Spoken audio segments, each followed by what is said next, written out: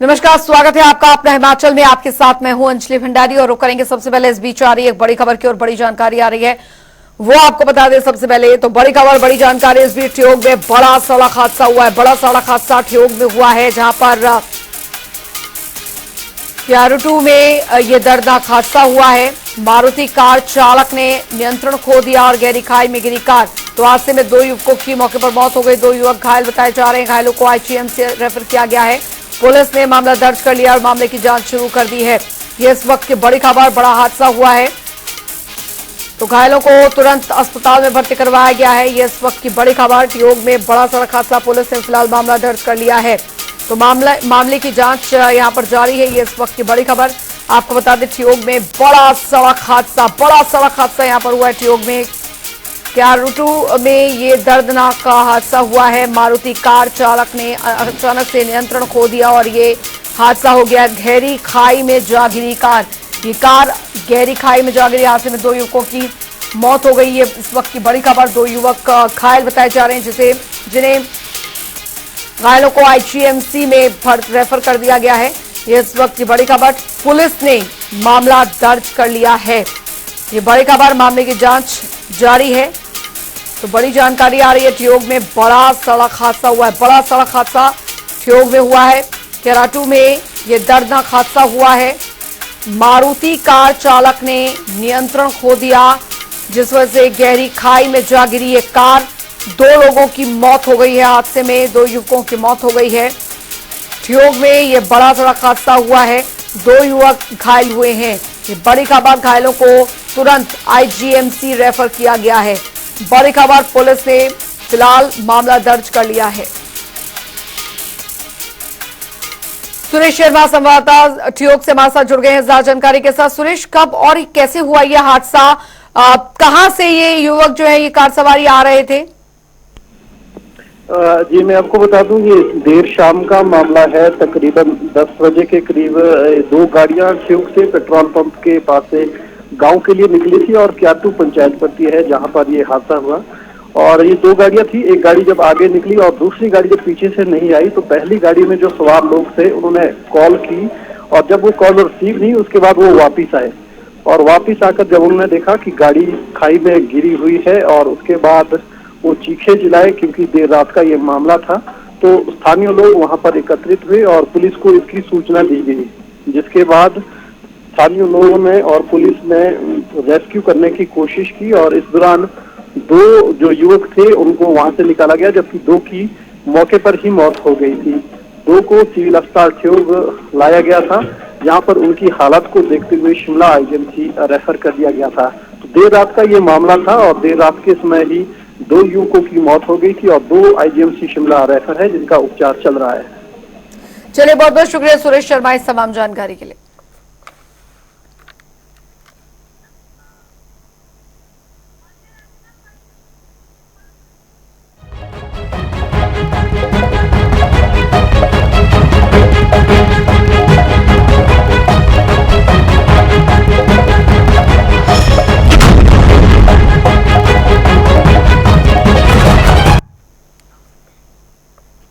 और चलिए अब बात करेंगे सबसे बड़े चुनाव की। तो लोकसभा चुनाव का महासंग्राम शुरू हो चुका है और इसी को लेकर दोनों राजनीतिक दलों ने प्रचार प्रसार भी शुरू कर दिया है और बयानों का दौर भी शुरू हो गया है। और हिमाचल में लोकसभा चुनावों के साथ साथ विधानसभा चुनाव भी होने हैं और जहां पर लोकसभा चुनाव की 4 सीटों पर चुनाव होने हैं, वहीं विधानसभा की 6 सीटों पर यहां पर उपचुनाव होने हैं।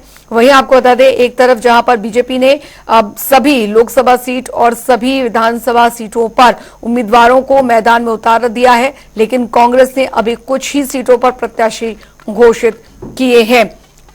तो फिलहाल हम आपको लगातार दिखा रहे हैं कि इन 6 सीटों पर जिन पर उपचुनाव यहां पर होने हैं उसमें क्या कुछ समीकरण जो है वो यहां पर बनते दिख रहे हैं। कौन सा प्रत्याशी और किन के बीच ये चुनाव जो है वो यहां पर होना है। तो इन 6 सीटों पर आपको बता दें कि विधानसभा की 6 सीटों पर उपचुनाव जो है वो होने हैं। रॉबिन शर्मा हमारे साथ इस बीच जुड़ गए हैं ज्यादा जानकारी के साथ। रॉबिन, हिमाचल प्रदेश में लोकसभा चुनाव के साथ साथ 6 सीटों पर उपचुनाव भी यहां पर होने हैं और सबसे महत्वपूर्ण यहां पर यह हो जाता है कि प्रचार प्रसार तो यहां पर तेज किया हुआ है दोनों ही तरफ से, लेकिन कुछ सीटों पर कांग्रेस ने अभी भी प्रत्याशी जो है वो नहीं उतारे हैं, नहीं उसका घोषणा की है। क्या वजह है, कहां पेच फंसा हुआ है? जी बिल्कुल, देखिए हिमाचल प्रदेश में 7वें और आखिरी चरण में चुनाव होने हैं, मतदान होने हैं, लेकिन यहाँ पर जो सियासी गर्मी है वो काफी हद तक बढ़ चुकी है। हालांकि पहाड़ों का जो माहौल है वो अक्सर सर्द नजर आता है, लेकिन जो यहाँ पर सियासी पारा है वो तापमान ऊंचाइयों पर है।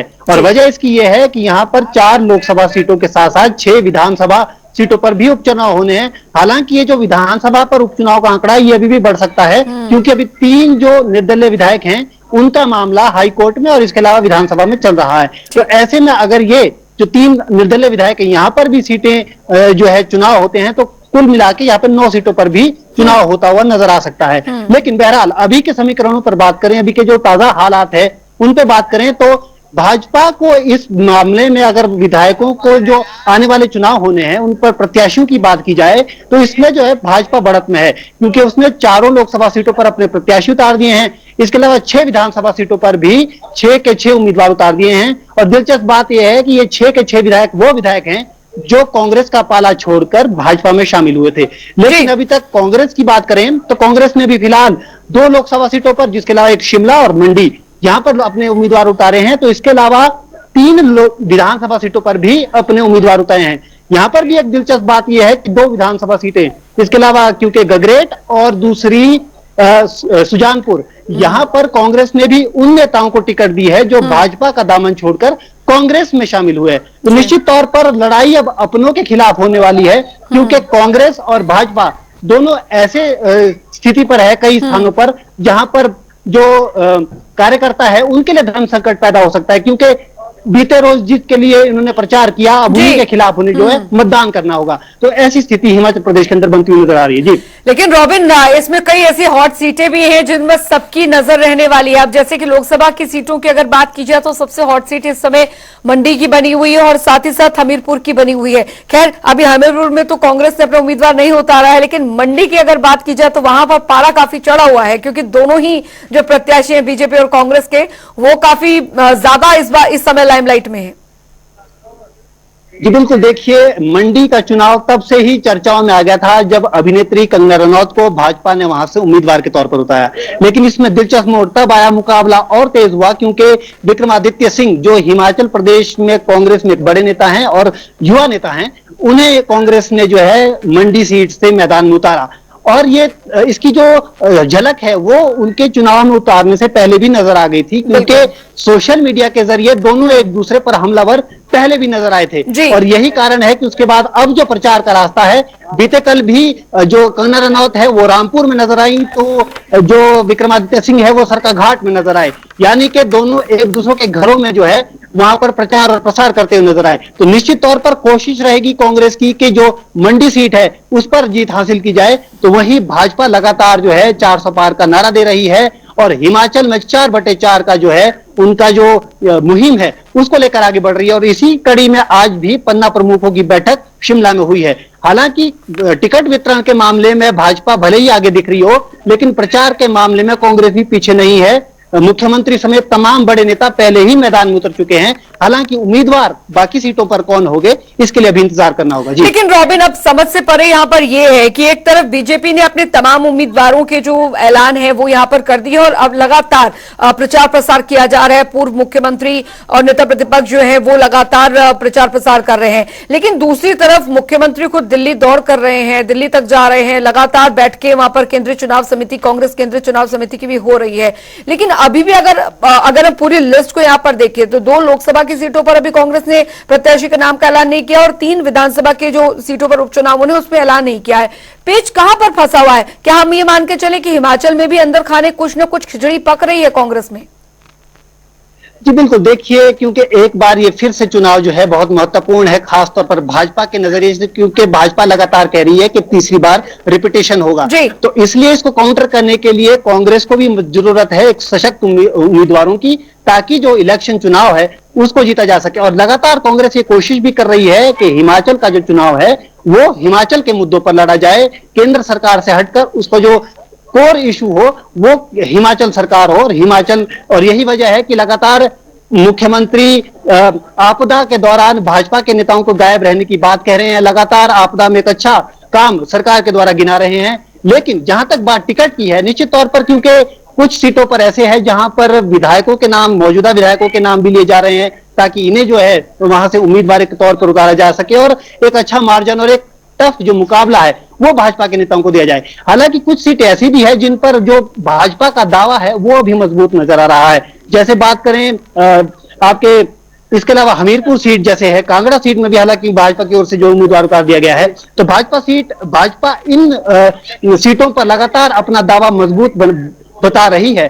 तो ऐसे में वहीं दूसरी ओर कांग्रेस के लिए सबसे बड़ी परेशानी है क्योंकि इन सीटों पर जिन लोगों को उम्मीदवार के तौर पर उतारना है वो कुछ ऐसे बड़े नेता हैं जो इस समय सरकार में काम कर रहे हैं, तो कुछ ऐसे नेता हैं जो अभी फिलहाल सक्रिय राजनीति में नहीं है। तो ऐसे में इन लोगों को, खासतौर पर किन नेताओं को यहां पर उतारा जाए, इसी को लेकर मान मुनव्वल अभी जो है पार्टी के अंदर चल रहा है। और यही कारण है कि अभी जो बैठकों का दौर है दिल्ली में वो जारी है। हालांकि कांग्रेस की ओर से लगातार कहा जा रहा है कि वक्त अभी बहुत है क्योंकि यहाँ 7वें चरण में जो है चुनाव होने हैं, 1 जून को यहाँ पर मतदान है, तो निश्चित तौर पर अभी लंबा समय कांग्रेस के पास है। तो ऐसे में कांग्रेस कह भी रही है कि जल्द ही जो है यहाँ पर प्रत्याशी उतार दी जाएंगे। जी बहुत बहुत शुक्रिया रॉबिन इस तमाम जानकारी के लिए। चलिए बढ़ेंगे आगे। उधर बीजेपी प्रत्याशी कंगना रनौत किन्नौर के रिंगांगपियो क्षेत्र के दौरे पर है और इस दौरान उनका बीजेपी कार्यकर्ताओं की ओर से किन्नौरी परंपरा से भव्य स्वागत भी किया गया। और इन्होंने चुनावी जनसभा को संबोधित करते हुए कांग्रेस प्रत्याशी विक्रमादित्य सिंह पर जमकर जुबानी हमला बोला। उन्होंने कहा कि अब राजा महाराजा का समय बीत गया है, अब जनता आम लोगों को राजनीतिक क्षेत्र में देखना चाहती है जिससे आम जनता का विकास हो सके। सारे देश में एक खलबली सी मच गई है। आपने देखा कि आपकी बेटी, आपकी कंगना, जिसे मुंबई नगरी में सब कहते थे ये तो पहाड़ों की लड़की है, ये यहाँ क्या कर रही है। तो फिर मैंने उन्हें दिखाया और समझाया कि मैं वहां क्या कर रही थी। और फिर जब मैंने अपने प्रदेश का और देश का नाम पूरे देश में, विश्व में रोशन किया, उसके बाद जब मैं हिमाचल में अपनी मातृभूमि की सेवा करने का निश्चय किया, तो आपने देखा कि ये कांग्रेस वालों ने क्या क्या टिप्पणी की आपकी मंडी की बेटी के लिए। मुझे कहा कि मंडी में लड़कियों के क्या भाव चल रहे हैं। दोस्तों, यहाँ तक के हमारे शहजादे हमें पूछते हैं कि तू अपवित्र है और तू पवित्र हो गया। तो इस तरह की भद्दी टिप्पणी आपकी बहन के बारे में, आपकी बेटी के बारे में की गई है और सारा भारत देख रहा है कि कांग्रेस यहाँ पे क्या नाच कर रही है, क्या ढोंग हो रहा है। यहाँ उनकी कोई सरकार खुद से संभल नहीं रही। दोस्तों, अपना तो वो, आपका तो वो क्या ही कल्याण करेंगे। सुक्खू जी की सरकार है तो दुक्खू सरकार बन के रह गई है। ना वो खुद सुखी है, ना जनता सुखी है, ना केंद्र में उनकी सरकार कोई सुखी है। उधर आपको बता दें कि कांग्रेस प्रत्याशी विक्रमादित्य सिंह सरकाघाट क्षेत्र के दौरे पर रहे और इस दौरान उन्होंने कांग्रेस कार्यकर्ता सम्मेलन में शिरकत की। वहीं उन्होंने कहा कि अगर मुझे सांसद बनने का मौका मिलता है तो सबसे पहले केंद्र सरकार से प्रदेश के कर्मचारियों की रुकी हुई 9,000 करोड़ की राशि को वापस लाने का कार्य प्राथमिकता के आधार पर करूंगा। साथ ही आने वाले समय में प्रदेश की आवाज को पुरजोर तरीके से संसद में उठाया जाएगा। जब सभी के आशीर्वाद से हम यहाँ से जीत के जाएंगे तो लोकसभा में हम मंडी संसदीय क्षेत्र की आवाज को और हिमाचल की आवाज को, हमारे सैनिकों की आवाज को, पूर्व सैनिकों की आवाज को और कर्मचारियों की आवाज को, जो ओपीएस हमारी सरकार ने दिया है, उसका जो 9,000 करोड़ रुपए केंद्र में फंसा हुआ है, उसको भी वापस लाने का प्रयास किया जाएगा। सकारात्मक प्रयास जो है वो हिमाचल प्रदेश के हर कोने का समान विकास करने का हमारा एक प्रयास जो है वो रहेगा। उधर लोकसभा चुनाव आते ही राजनीतिक दलों का प्रचार प्रसार शुरू हो गया है। दोनों ही पार्टियां अपने अपने प्रचार में जुट गए हैं और ताबड़तोड़ प्रचार भी कर रहे हैं। इसी कड़ी में बीजेपी प्रत्याशी कंगना रनौत ने रामपुर का दौरा किया। साथ ही इस दौरान नेता प्रतिपक्ष जयराम ठाकुर भी मौजूद रहे और कंगना ने चुनावी हुंकार भरी। वहीं कंगना ने कांग्रेस पार्टी पर जमकर हमला किया। चुनावी जनसभा को संबोधित करते हुए उन्होंने कहा कि कांग्रेस सरकार ने लोगों को ठगने के लिए प्रदेश में कई वायदे किए, लेकिन उनमें जनता के प्रति कोई भी जिम्मेदारी नहीं थी। वहीं उन्होंने बीजेपी पार्टी को विश्व की सबसे बड़ी पार्टी बताया। बहुमत है नहीं, जैसे कि जयराम जी कहते हैं कि अगर नैतिकता के आधार पर इनको शर्म होती तो ये इस्तीफा दे देते। इनके पास मेजॉरिटी है ही नहीं, लेकिन फिर भी नहीं दे रहे, कुर्सी से चिपक के बैठे हुए हैं। इतने इन लोगों ने अंट संत वादे किए, 1500 हम महिलाओं को लगाएंगे, 100 रुपए में भैंस का दूध लेंगे, ऐसी ऐसी हम मोबाइल हॉस्पिटल चलाएंगे जो जगह जगह जाके मुफ्त इलाज करेंगे। कहाँ है वो मोबाइल हॉस्पिटल? हर विधानसभा में हम 4-4 विद्यालय खुलाएंगे, कहाँ है वो विद्यालय? युवाओं को हम 6 लाख नौकरियां देंगे, कहाँ है वो 6 लाख नौकरियां? इनकी कोई जिम्मेदारी थोड़े है। ये तो कुछ कुछ जगहों पे छोटे मोटे बचे हुए हैं। जिम्मेदारी तो हम लोगों की है। हम लोग विश्व की सबसे बड़ी पार्टी हैं, विश्व के सबसे लोकप्रिय नेता के हम सेना हैं। उधर आपको बता दें कि हमीरपुर से बीजेपी प्रत्याशी अनुराग ठाकुर समीरपुर दौरे पर रहे, जहां पर इस दौरान अनुराग ठाकुर ने एक कार्यक्रम में शामिल हुए और लोगों की जन समस्या भी सुनी। वहीं इसके साथ ही उन्होंने कांग्रेस पार्टी पर जमकर हमला बोला और अनुराग ठाकुर ने ममता बनर्जी पर भी अपराधियों और भ्रष्टाचारियों को पनाह देने का आरोप लगाया है। इसके साथ ही उन्होंने दावा करते हुए कहा कि कर्नाटक में कांग्रेस कभी चुनाव नहीं जीत पाएगी।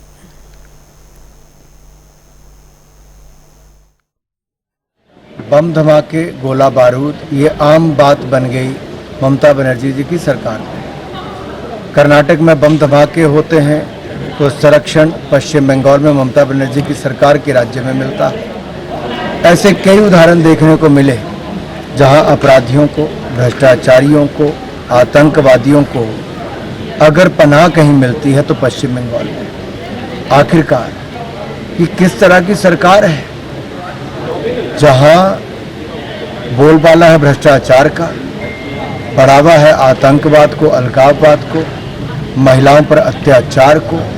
कर्नाटक में एक नाटक ये चल रहा है कि जो वायदे किए वो पूरे नहीं हुए, बम धमाके वहां पर हुए, आतंकवादियों की गिरफ्तारी नहीं हुई। कर्नाटक के काउंसलर, जो कांग्रेस के काउंसलर हैं, उनकी बेटी नेहा की दिन दिहाड़े चाकू के साथ हत्या कर दी गई और अपराधी को पकड़ा नहीं गया तुष्टीकरण की राजनीति के चलते। पाकिस्तान जिंदाबाद के नारे लगे जब वहां पर राज्यसभा का सांसद कांग्रेस का चुना गया। ये अपने आप में दिखाता है कि कांग्रेस ने कितना गिरा दिया है स्तर को। कभी आतंकवादी संगठनों के समर्थन लेना, कभी आतंकवादियों को पकड़ना नहीं, तो अब लोकतंत्र की हत्या करने का काम कि भारतीय जनता पार्टी के नेताओं के खिलाफ फर्जी मुकदमे दर्ज करना, डराना, धमकाना। लेकिन कांग्रेस फिर भी कर्नाटक में चुनाव नहीं जीत पाएगी। उधर लोकसभा चुनाव का महासंग्राम शुरू हो चुका है और देश में कुल 7 चरणों में लोकसभा के चुनाव होने हैं, जिसमें अभी तक 2 चरणों का मतदान हो चुका है। वहीं हिमाचल प्रदेश में 7वें और आखिरी चरण में लोकसभा की 4 सीटों पर चुनाव होने हैं, साथ ही 6 विधानसभा सीटों पर उपचुनाव होने हैं। इसी को जानने के लिए जनता टीवी विश्वविद्यालय पहुंचा और युवा छात्रों से बातचीत की कि प्रदेश और देश में युवाओं की दृष्टि से कौन से मुद्दे काफी महत्वपूर्ण रहने वाले हैं। भारत जिसे लोकतंत्र की जन्मभूमि कहा जाता है और जहां का 65% जो आबादी है वो युवा है, ऐसे में इस देश में लोकतंत्र का महापर्व है यानी चुनाव का माहौल है। लेकिन इन सब के बीच छात्र संगठनों से जानेंगे कि युवाओं के क्या मुद्दे हैं, क्या मुद्दे ऐसे हैं जो इस बार के चुनाव में होंगे और जिनके हिसाब से मतदान होगा। इन सब पर बात की हमने हिमाचल प्रदेश विश्वविद्यालय के छात्र संगठनों से। उन्होंने बताया कि आखिर इन मुद्दों, इन चुनावों में क्या मुद्दे रहने वाले। विनाश है और मैं भरमौर और मंडी संसदीय क्षेत्र से बिलोंग करता हूं। सबसे पहले तो आज जो है देश में सबसे बड़ा लोकतंत्र का पर्व है, चला हुआ है कि चुनाव है देश में। तो सबसे पहले जहन में ये आता है कि चुनाव किस व्यक्ति का चुनाव करे, कि कौन व्यक्ति हो सकता है जिसका हम युवा जो चुनाव कर सकते हैं। बेरोजगारी सबसे बड़ा मुद्दा है, महंगाई सबसे बड़ा मुद्दा है। आज देश के प्रधानमंत्री जो है वो जाति और धर्म के नाम पे और सेना के नाम पे जो है रैलियों में वोट मांगे जा रहे हैं। पिछले 10 साल देश में भाजपा की सरकार थी, उनको जो है वो 10 साल में जितने भी डेवलपमेंट हुई है देश में उसके नाम पे वोट मांगने चाहिए, ना कि जाति और धर्म के नाम पे वोट मांगने चाहिए। नाम नुपुर वर्मा है और मैं हिमाचल प्रदेश विश्वविद्यालय में छात्रा हूँ और इस बार चुनाव में जो मुद्दे रहने वाले हैं, सबसे पहला मुद्दा तो महिला सुरक्षा है, क्योंकि अभी पालमपुर में भी ऐसी ही घटना घटी है जो कि काफी दर्दनाक रही। और इसी के साथ रोजगार भी, बीइंग यूथ, रोजगार सबसे बड़ा मुद्दा है, क्योंकि बेरोजगारी मतलब बच्चे पढ़ तो लेते हैं लेकिन फिर उनको रोजगार ना मिले तो फिर उस पढ़ाई का कोई अर्थ नहीं रह जाता है अगर रोजगार बच्चों को ना। संतोष है और मैं हिमाचल प्रदेश विश्वविद्यालय में विधि विभाग का छात्र हूँ। अभी आज के समय के अंदर अगर हम देखें, सबसे मुख्य मुद्दा तो आपका युवाओं के लिए तो बेरोजगार जो है सबसे अहम मुद्दा होना चाहिए। जिस तरह से इस देश के अंदर बेरोजगारी बढ़ रही है, आपकी बेरोजगारी के चलते जो है अभी तक सरकारें जो है जॉब अपॉर्चुनिटीज नहीं दे पा रही हैं युवाओं को। जितना भी युवा हम हिमाचल के अंदर देख रहे हैं, ये सिर्फ हम कह नहीं रहे हैं, ये आपके आंकड़े बता रहे हैं कि कितना रोजगार अभी तक दे पाए हैं। जितने भी आपने घोषणा पत्र निकाले हैं या फिर घोषणा पत्र के अंदर जो मांगे आपने बताई हैं, उनको पूरा करने में आप नाकाम है। हिमाचल प्रदेश विश्वविद्यालय वर्तमान में हिमाचल प्रदेश में 2 चुनाव है, जिसमें लोकसभा चुनाव पूरे देश भर में हो रहे हैं और साथ ही साथ हिमाचल प्रदेश में वर्तमान में कुछ ऐसी परिस्थितियां बनकर आई है कि हिमाचल प्रदेश की लगभग 6 विधानसभा सीटों में जो है ये भी उपचुनाव है। निश्चित रूप से अभी कई मुद्दे हमारे पास है। हम देखते हैं कि रोजगार सबसे बड़ा मुद्दा है और पिछली कांग्रेस सरकार 1.5 साल से हिमाचल प्रदेश में चल रही है। इन्होंने कहा था कि हम हर महिलाओं को 1500 रुपए देंगे, कुछ नहीं दिया गया है। दूसरा, इन्होंने कहा था हम 2 रुपए किलो गोबर खरीदेंगे, कहीं गोबर बिकता हुआ नहीं नजर आ रहा है। तीसरी बात, इन्होंने कहा था कि पहली कैबिनेट में हम जो है 1 लाख नौकरियां देंगे, एक नौकरी अभी तक एडवर्टाइज नहीं हुई है। हिमाचल प्रदेश विश्वविद्यालय का राजनीति से गहरा नाता है। प्रदेश भाजपा के राष्ट्रीय अध्यक्ष जगत प्रकाश नड्डा से प्रदेश के वर्तमान मुख्यमंत्री सुखविंदर सिंह सुक्खू इसी विश्वविद्यालय की उपज हैं। और ऐसे में यहाँ के छात्रों ने बताया है कि इस बार के लोकसभा चुनाव हो या हिमाचल प्रदेश के विधानसभा चुनाव, तमाम में जो मुद्दे हैं वो बेरोजगारी, इसके अलावा सुरक्षा और तमाम वो मुद्दे हैं जो सरोकार से जुड़े हैं, जो आम आदमी से जुड़े हुए हैं। रॉबिन शर्मा, जनता टीवी, शिमला। हिमाचल प्रदेश विश्वविद्यालय का राजनीति से गहरा नाता है। प्रदेश भाजपा के राष्ट्रीय अध्यक्ष जगत प्रकाश नड्डा से प्रदेश के वर्तमान मुख्यमंत्री सुखविंदर सिंह सुक्खू इसी विश्वविद्यालय की उपज हैं। और ऐसे में यहाँ के छात्रों ने बताया है कि इस बार के लोकसभा चुनाव हो या हिमाचल प्रदेश के विधानसभा चुनाव, तमाम में जो मुद्दे हैं वो बेरोजगारी, इसके अलावा सुरक्षा और तमाम वो मुद्दे हैं जो सरोकार से जुड़े हैं, जो आम आदमी से जुड़े हुए हैं। रॉबिन शर्मा, जनता टीवी, शिमला। उधर बीजेपी महिला मोर्चा की बैठक का आयोजन किया गया। अध्यक्ष श्रीमती अनीता जुरियाल की अध्यक्षता में बैठक संपन्न हुई और इस मौके पर बीजेपी महिला मोर्चा प्रदेश अध्यक्ष वंदना योगी ने मुख्य रूप से शिरकत की और आने वाले लोकसभा चुनाव और विधानसभा उपचुनाव को लेकर महिला मोर्चा के कार्यकर्ताओं से चर्चा की। साथ ही चुनाव को लेकर जिम्मेदारियां भी दी गई। इस कड़ी में हमारे संवाददाता पंकज कत्ना ने बीजेपी महिला मोर्चा अध्यक्ष वंदना योगी से खास बातचीत की। तो आज बीजेपी महिला मोर्चा की प्रदेश अध्यक्ष वंदना योगी हमारे साथ यहाँ पर विशेष बातचीत में जुड़ी। आज यहाँ पर ग्रेट मंडल का महिला मोर्चा का सम्मेलन था, उनमें किस प्रकार से महिलाओं में जोश भरा है, किस प्रकार की रणनीति रहने वाली है, और मैं इनसे बात करूँ। स्वागत है वंदना जी आपका। धन्यवाद। वंदना जी, महिला मोर्चा का सम्मेलन आपने अटेंड किया, यहाँ पर ग्रेट में पहुंची है, किस प्रकार का जोश भरा और क्या रणनीति जो है वो रही?